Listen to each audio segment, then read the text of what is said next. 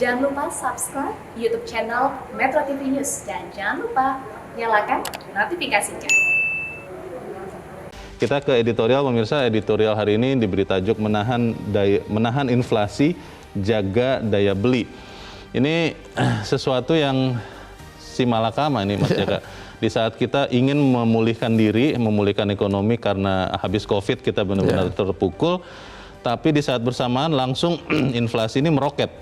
Dan pemerintah ya benar-benar sulit begitu. Ini bisa atau tidak dilakukan ini? Ya, saya pikir sebenarnya tidak hanya kita ya, seluruh negara di dunia mengalami hal serupa karena situasi geopolitik yang betul-betul tidak mendukung upaya pemulihan perekonomian, konflik Rusia, Ukraina yang diperkirakan masih akan berlangsung sangat lama, dan ini tentu saja harus betul-betul diantisipasi oleh pemerintah kita. Inflasi kita sudah terhitung cukup tinggi, sudah 4,35%, tertinggi dalam 5 tahun terakhir. Dan kalau tidak ada perkembangan yang membaik, saya pikir inflasi juga akan terus naik. Dan saya pikir ini adalah tugas pemerintah yang tidak ringan, sangat berat untuk mengatasi persoalan ini.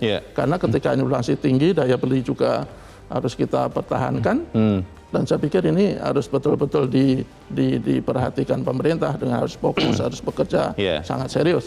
Ya, dan juga mungkin satu yang kalau saya merasa agak kurang itu penjelasan, informasi, sosialisasi kepada masyarakat seluas-luasnya apa yang sedang terjadi dan apa yang harus dilakukan.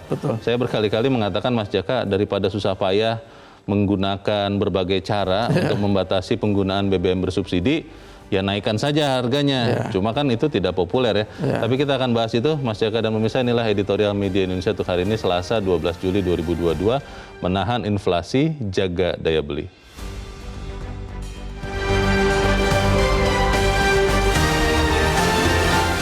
Menahan inflasi, jaga daya beli.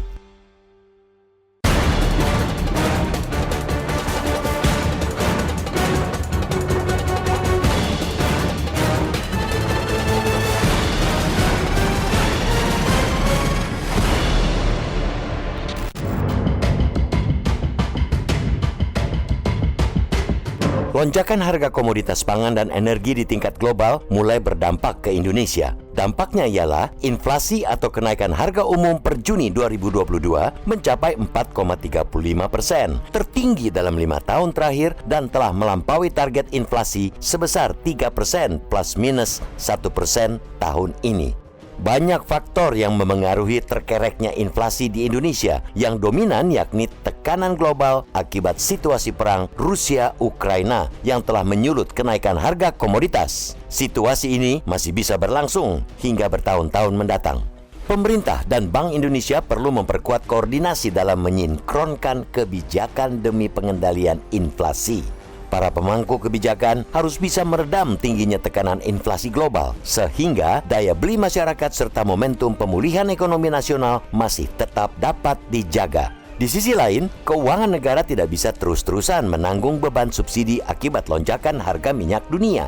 Dengan kondisi saat ini, total subsidi yang ditanggung Anggaran Pendapatan dan Belanja Negara atau APBN tahun ini diproyeksikan mencapai 578,1 triliun rupiah. Sebuah situasi dilema yang kini dihadapi pemerintahan Joko Widodo Ma'ruf Amin. Apakah akan terus membiarkan subsidi melonjak atau menjaga daya beli masyarakat yang dibayangi tsunami inflasi?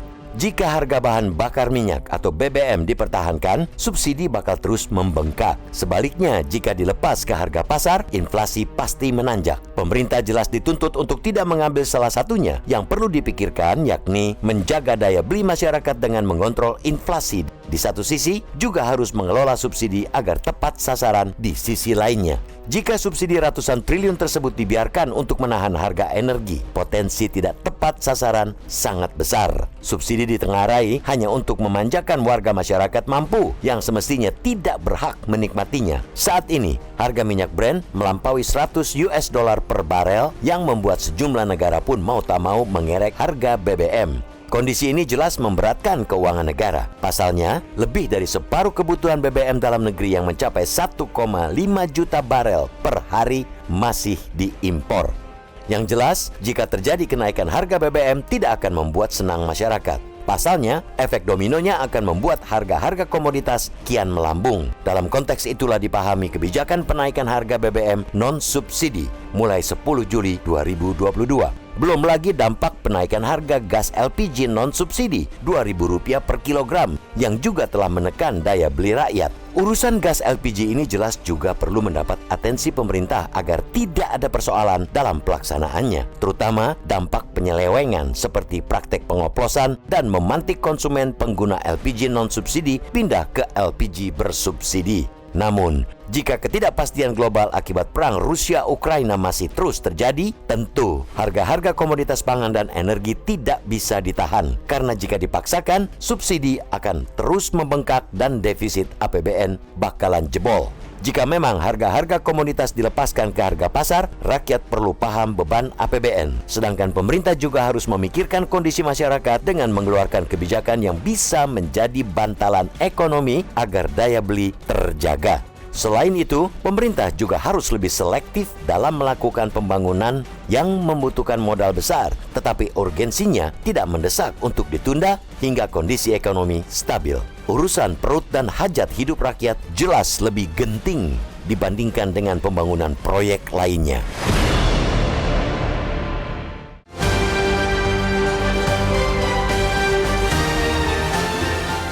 Di bagian berikut Anda bisa ikut menyatakan pendapat Anda terkait dengan topik editorial untuk hari ini. Pemirsa, untuk saat ini tetaplah bersama kami.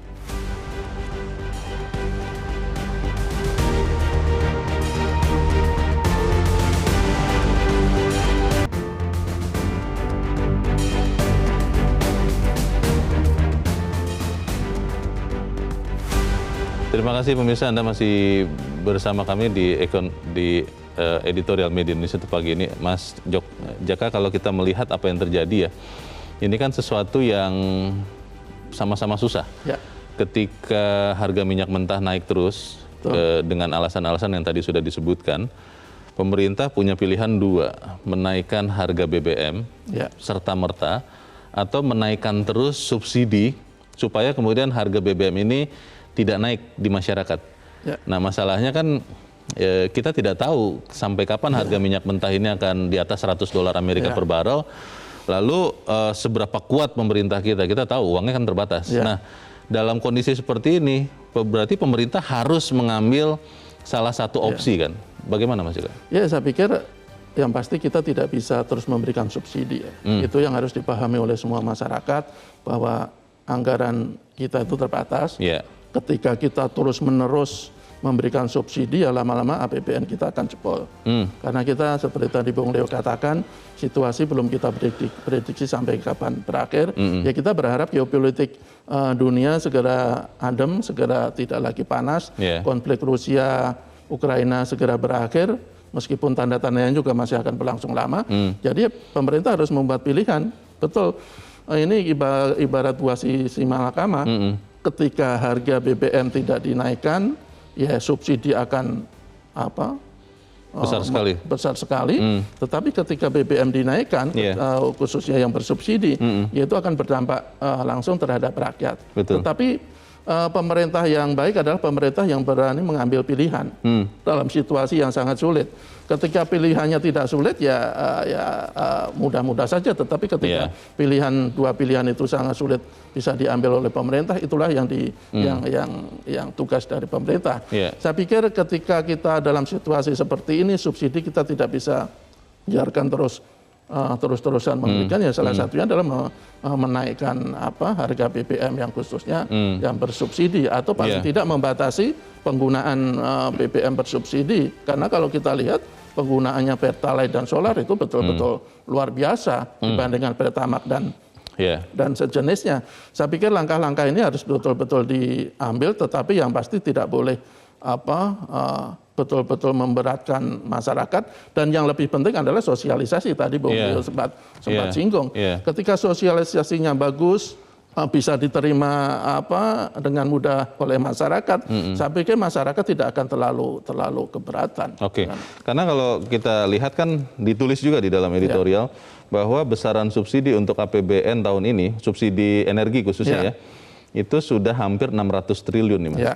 Itu kan kalau istilah ekonomis ceteris paribus ya. Kalau harga minyak mentah tetap di $100-an seperti sekarang.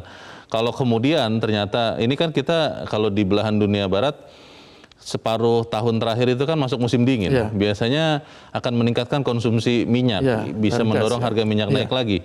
Ini kan bisa memperberat masalah. Nah, kalau kemudian pemerintah tidak segera memberikan informasi itu, lalu meminta masyarakat berhemat, ini kan akhirnya masyarakat tidak merasa ada kegentingan ini. Ini mungkin jangan-jangan yang mengerti dan menyerukan supaya kita berhemat ini hanya di sini saja. Di luar sini jangan-jangan orang merasa, loh kan harga Pertalite tidak naik, ya kita biasa-biasa saja jalan-jalan, naik motor, naik mobil, tidak ada masalah begitu. Nah ini kan jangan sampai kemudian informasi itu hanya diketahui oleh para penentu kebijakan dan masyarakat luas tidak merasa ada sesuatu yang berubah, Mas. Bagaimana, Mas? Ya, saya pikir sosialisasi jangan malah membuat masyarakat agak semakin tidak bisa menerima ya. Saya ambil salah satu contoh umpamanya ketika beberapa pejabat membandingkan harga BBM kita dengan negara-negara lain.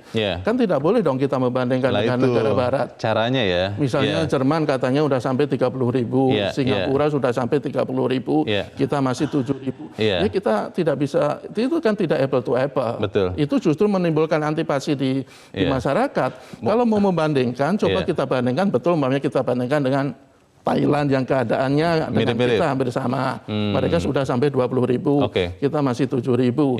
Saya pikir hal-hal seperti itu yang harus dilakukan dalam waktu dekat ini. Oke, Mas Jaka, sebelum kita lanjutkan, kita saat ini sudah terhubung lewat saluran telepon dengan Direktur Eksekutif Indef, Tauhid Ahmad. Mas Tauhid, selamat pagi. Mas Tauhid, ini situasi yang sama-sama kita tahu tidak enak. Pemerintah harus memilih menambah terus subsidi energi atau menaikkan harga jual BBM. Entah mau menaikkan yang tidak bersubsidi saja, tapi kalau saya berpikir yang bersubsidi pun harus dinaikkan mau tidak mau kalau melihat kondisi ini. Kalau Anda melihat masih ada tidak ruang untuk pemerintah terus menahan subsidi, menahan harga BBM bersubsidi itu tidak naik, Mas Tauhid? Saya kira memang kalau sampai tahun ini mungkin masih ada ruang ya, ketika memang harga ICP itu masih sekitar 100 ya. Tetapi kalau itu harga minyak mentah Indonesia ya, Indonesian Crude Price ya? Betul, minyak mentah. Tapi begitu dia di atas 100, katakan 110, maka kalau dihitung-hitung pasti nggak akan cukup kuat subsidi itu diberikan, begitu. Itu yang pertama. Yang kedua adalah kita harus membaca kemungkinan tahun depan akan seperti apa, melihat tahun depan defisit kita dibatasi 3%. Jadi besaran subsidinya tidak akan mungkin sama dengan tahun sekarang, begitu ya. Dan ini akan menjadi problem kalau misalnya katakanlah tahun depan akan terjadi kenaikan harga yang cukup drastis ya. Karena tahun depan diperkirakan harga ICP memang agak sedikit turun, tapi masih relatif tinggi, sekitar 97 US dolar per barrel ya, untuk ICP. Sehingga mau tidak mau ya adjustment atau penyesuaian memang harus dilakukan, terutama yang subsidi, tapi dilakukan secara bertahap begitu. Tentu bertahap ada dua pertimbangan. Yang pertama adalah bagaimana perkembangan inflasi yang terjadi, yang kalau kita lihat perkembangannya sampai akhir tahun bisa tembus di atas 6%. Yang kedua, besaran kesiapan dana pemerintah begitu. Tentu harus dihitung konsekuensi dari kenaikan-kenaikan yang terjadi begitu. Yang terakhir tentu saja soal sosial ya, psikologis masyarakat juga harus dibaca begitu. Ya, Mas Tauhid, bicara soal harga minyak mentah kan secara tradisional memasuki musim dingin di belahan dunia barat, harga minyak mentah akan naik lagi ya. Ini kita sudah bulan Juli, bulan 7, mungkin tidak lama lagi itu akan terjadi. Kelihatannya harga minyak mentah jangan-jangan bisa naik lagi. Nah, kalau melihat ini, apakah tidak lebih baik pemerintah berani untuk menaikkan saja harga jual BBM, baik yang tidak bersubsidi maupun yang bersubsidi, supaya masyarakat juga berhemat, Mas Tauhid. Bagaimana, Mas? Ya, memang ada dua pilihan ya ketika harga minyak mentah menaik. Pertama adalah ya menaikkan tadi secara bertahap ya, yang subsidi. Pilihan kedua adalah mengurangi kuotanya yang subsidi. Dengan cara apa? Ya dengan cara yang sekarang dilakukan dengan My Pertamina. Itu yang dilakukan. Jadi kuota untuk subsidinya dikurangi dengan tadi membatasi orang-orang yang berhak dan tidak berhak mengakses subsidi. Tapi itu kan susah ya praktek di lapangannya, Mas Tauhid. Saya belum pernah dengar sih, tapi kalau saya pikir jangan-jangan nanti banyak yang berkelahi di pompa bensin itu, Mas Tauhid. Bagaimana, Mas? Ya betul, ya memang pilihannya memang pada periode sulit ini ya. Walaupun mungkin katakanlah dari kebutuhan katakanlah yang pertalite ya sekitar 28,5 juta kiloliter bisa jadi memang berkurang sedikit begitu karena sebagian akan tidak mengkonsumsi yang subsidi begitu. Memang problemnya ketika harga katakanlah cukup jauh antara subsidi dan non subsidi pasti akan ada problem yang cukup serius, apakah ada migrasi ataupun problem-problem lain termasuk juga di anggaran kita begitu sama APBN. Kalau saat kita menghadapi COVID yang mungkin pas, kalau saya boleh bilang parah-parahnya ya Mas Tauhid, 2020-2021 pemerintah itu melakukan yang namanya realokasi, refocusing, banyak pos-pos anggaran yang kemudian dipakai untuk melawan COVID. Apakah bisa juga hal yang serupa terjadi sekarang? Pos-pos alokasi belanja mungkin untuk infrastruktur yang bisa ditunda pembangunannya itu dialihkan dulu untuk kemudian menahan inflasi ini, bisa tidak itu Mas Tauhid? Ya, kalau kita lihat memang kan setiap tahun pemerintah memarking ya sekitar 5% dari APBN. Kurang lebih sekitar 110-120 triliun begitu. Jadi dan anggaran ini kemarin memang sudah dikurangi untuk tahun ini begitu. Namun saya kira memang ada alokasi yang katakanlah bisa dihemat ya. Seperti misalnya untuk IKN ya, yang tadinya tidak direncanakan tahu-tahu ada di tahun 2022 begitu, dan cukup besar ya sekitar 20-an triliun. Jadi pos-pos itu masih bisa dimungkinkan begitu. Tetapi kalau kita lihat besaran yang subsidi diberikan ataupun nanti ada kenaikan, tidak akan cukup begitu ya, karena agak relatif berat. Kecuali tadi ya, memang ada peluang bahwa tahun ini akan terjadi silva ya sekitar 100-an triliun yang bisa digunakan. Sisa anggaran tahun lalu ya? Tahun ini juga ada perencanaan silva. Silva itu on planning memang digunakan pada bulan-bulan awal Januari Februari ketika tidak ada pemasukan pajak begitu, sementara kita belum melakukan untuk penjualan obligasi, jadi digunakan gitu. Jadi memang pemerintah mau tidak mau kalau terus harga minyak mentah ini naik, ya harus berani menaikkan harga BBM begitu ya Mas Tauhid ya? Ya betul, tapi kita lihat secara bertahap ya. Saya kira mungkin harus lihat kenaikan yang lainnya juga begitu ya. Sosialisasinya seperti apa kalau Anda lihat ini terakhir Mas, sudah cukup tidak sosialisasi kepada masyarakat? Saya kira tidak ya, tidak terlalu yang saya lihat memang yang non subsidi, tapi yang subsidi ini masih relatif lemah gitu, karena ya saya kira lebih kepada psikologis masyarakat yang mungkin menjadi pertimbangan pemerintah. Nah saya lihat memang perlu ada sosialisasi bahwa kita adalah negara yang net importer ya, kebutuhan kita sekitar 1,5 juta kiloliter per hari, sementara produksi kita hanya sekitar 700.000. Jadi itu yang saya kira harus dipahami banyak pihak. Baik, terima kasih Mas Tauhid Ahmad, Direktur Eksekutif Indef sudah mencerahkan kami pagi ini. Selamat pagi Mas Tauhid. Dan pemirsa tetaplah bersama kami, Editorial Media Indonesia kembali selepas jeda berikut ini.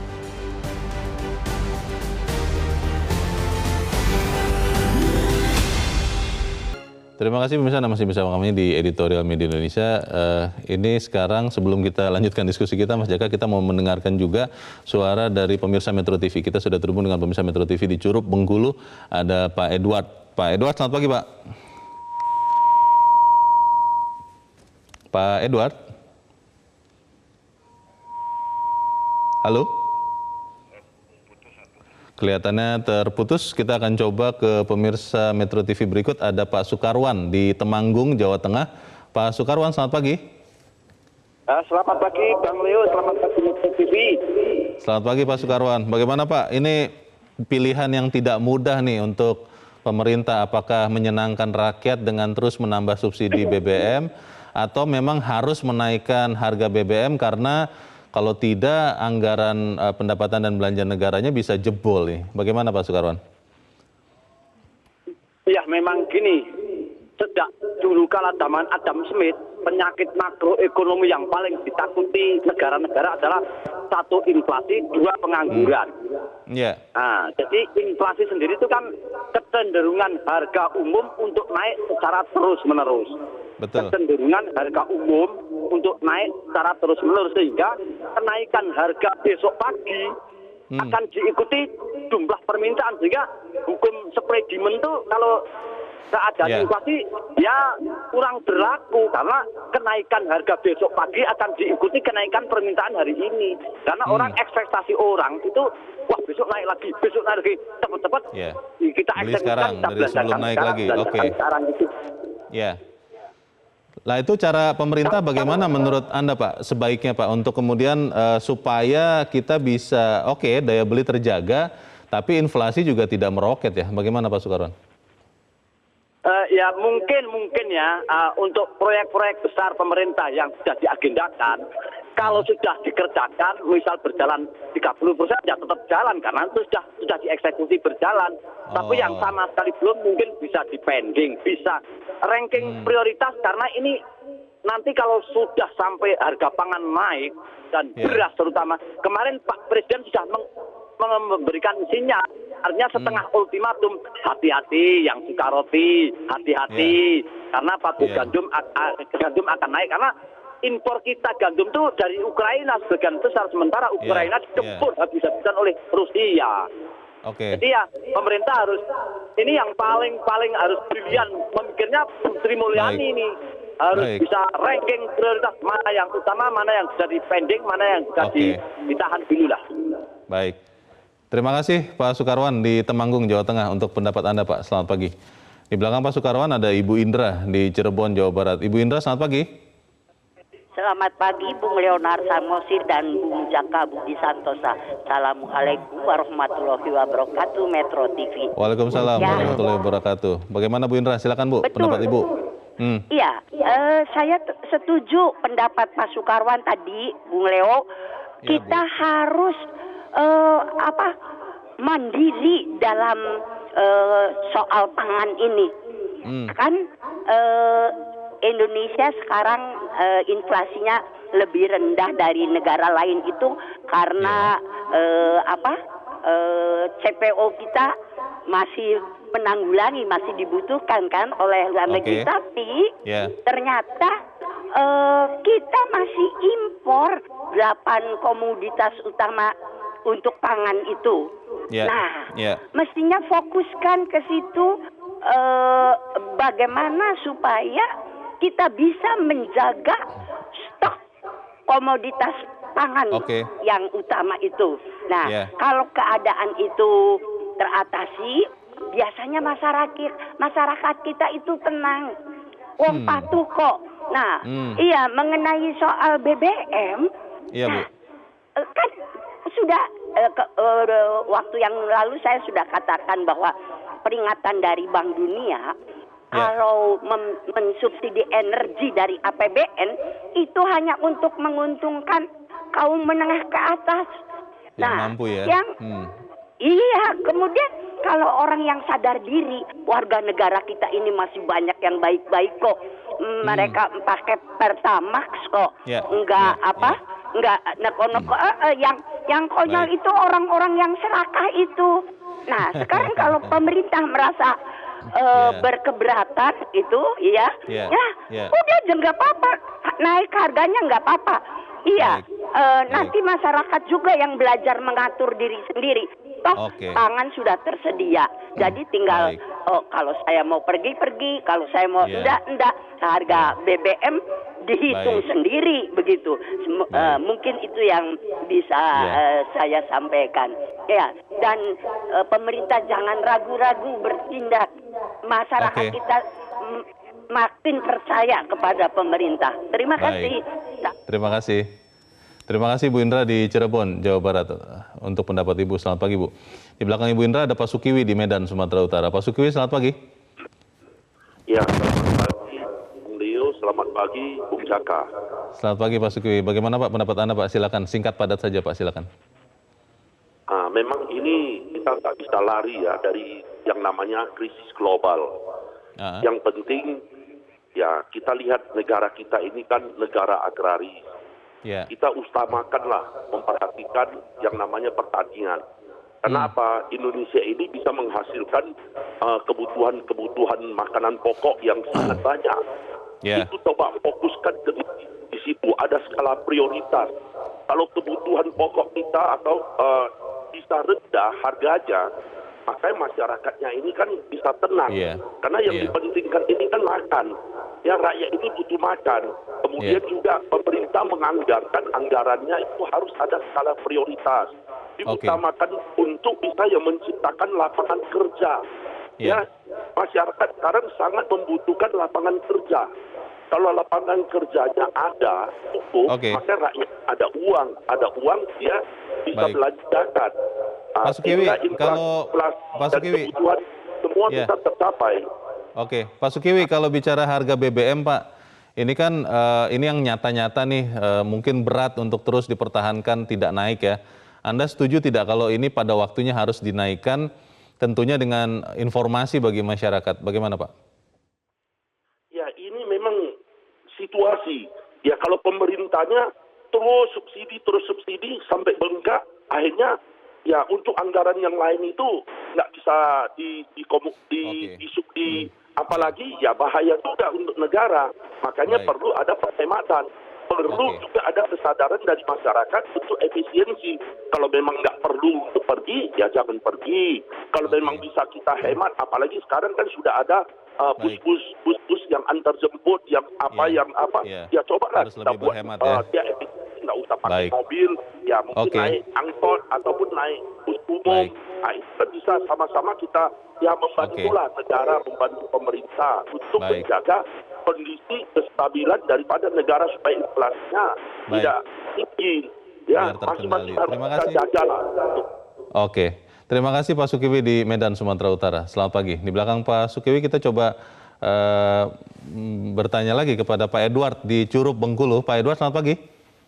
Selamat pagi Bung Leonard, selamat pagi Bung Jaka. Selamat pagi Pak Edward. Silakan Pak, singkat padat saja. Jadi silakan. apa yang dialami dunia sekarang adalah memang suatu kenyataan realitas bahwa ada krisis global. Itu yang pertama. Yang kedua, sekarang kita minta seluruh tokoh masyarakat sampai ke bawah itu memberikan pencerahan kepada masyarakat tentang adanya krisis global ini, sehingga mereka akan melakukan penghematan tersendiri. Kita tahu sekarang setiap rumah di daerah saya aja minimal 2 motor. Berarti 2 liter mereka harus pakai minyak 1 hari. Berarti 18.000 subsidi pemerintah, karena harga Pertalite secara ekonomian ada 16.000, dijual 7.000, berarti pemerintah. Itu yang pertama. Yang kedua, sekarang pemerintah kita apresiasi. Pemerintah sudah membangun sarana-sarana untuk pertanian, infrastruktur untuk pertanian. Rencananya tahun 2024 ada 40. Ini kita apresiasi dan kita sudah 3 tahun tidak impor beras. Saya rasakan, saya pedagang kecil, pedagang beras. Kebetulan saya pedagang grosir. Beras inilah yang tidak naik-naik harganya. Masih standar. Di harga 8.000 sampai 10.000. Kita harapkan ini. Nah, sekarang apa yang kita inginkan? Soal minyak, sekarang kita sudah rasakan adanya pekerjaan pemerintah, mudah-mudahan sekarang sudah bisa dibeli dengan harga 14.000. Nggak cuma masyarakat, jangan gelisah, jangan resah karena BBM. BBM ini tidak bisa tidak. Saya tidak sependapat dengan Bung Leo tadi bahwa infrastruktur harus dikurangi. Infrastruktur harus dikurangi. Jangan. Kenapa? Di situ akan terbuka peluang-peluang ekonomi baru yang akan menggairahkan perekonomian rakyat. Kenapa? Rakyat tidak perlu harga mahal, asal terjangkau. Kalau mereka punya penghasilan, mahal pun mereka beli. Nyatanya di luar negeri mahal orang bisa beli. Yang penting mereka punya gerakan ekonominya bergerak. Ada daya belinya. Nah, dengan dibukanya daerah-daerah baru, dengan dibangunnya infrastruktur macam-macam, membuka lapangan kerja, membuka ladang-ladang ekonomi yang baru, ini akan memberikan kesadaran, memberikan keterbukaan kepada masyarakat. Juga masyarakat harus sadar, pemerintah sudah sangat berat mensubsidi Pertalite dengan Rp9.000 per liter. Mudah-mudahan kita semua sadar, bangsa Indonesia, jangan ada demo-demo, jangan ada yang nyinyir gitu loh. Tokoh-tokoh politik memberikan pencerahan yang baik. Terima kasih. Baik, terima kasih Pak Edward di Curug Bengkulu untuk pendapat Anda. Selamat pagi Pak. Pendapat yang sangat beragam, tapi kita akan bahas selepas jeda. Mas Jaka dan pemirsa tetap bersama kami. Editorial Media Indonesia segera kembali.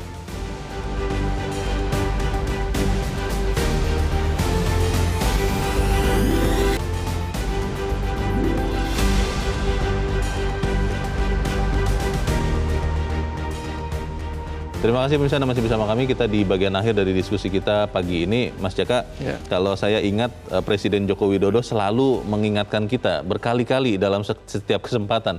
Kadang-kadang saya merasa eventnya, acaranya malah tidak pas, tapi beliau menyampaikan. Tapi yang lain-lainnya menyampaikan bahwa situasi ini genting, begitu ya, lebih serius. Saya jarang itu dengar. Bagaimana Mas Joko? Kurang ya, saya pikir lagi-lagi kan masa sosialisasi ya. Tentu kita tidak hanya presiden harusnya melakukan itu.